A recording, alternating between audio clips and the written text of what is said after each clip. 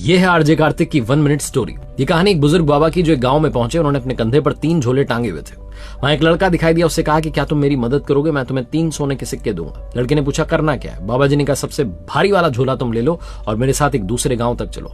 लड़का उनके साथ चलने लगा। बीच में नदी आई तो बाबा जी ने कहा दूसरा झोला भी ले लो, क्योंकि मैं 2 झोले लेकर के पार नहीं कर पाऊंगा। लड़का नौजवान था, हट्टा कट्टा था। उसने अब 2 झोले अपने कंधे पर टांग लिए और नदी पार कर दी।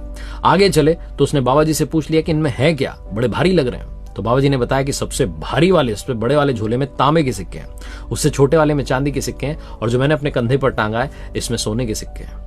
आगे चलते चले जा रहे थे। बाबा जी बार बार उसको घूर रहे थे, शक की निगाह से देख रहे थे। तो लड़के ने पलट करके कहा कि बाबा जी बहुत ईमानदार हूं, जीवन भर मैंने ईमानदारी की, आप टेंशन मत लीजिए, आपका सामान पहुंचा दूंगा।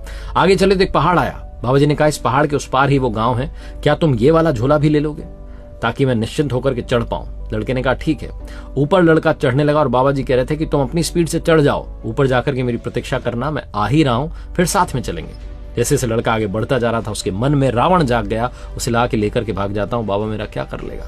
लड़का दौड़ करके अपने घर पहुंचा। 3 झोले खोले तो तीनों में पत्थर ही पत्थर थे और एक पर्ची थी जिस पर लिखा था कि बेटा अगर आज मुझे धोखा नहीं दिया होता तो मैं तुम्हें इस राज्य का राजा बना देता। मैं इस राज्य का बूढ़ा राजा हूं जो अपने लिए उत्तराधिकारी ढूंढ रहा था। छोटी सी कहानी, अंदर से अच्छे बने रहिए, कृपा अवश्य बरसेगी।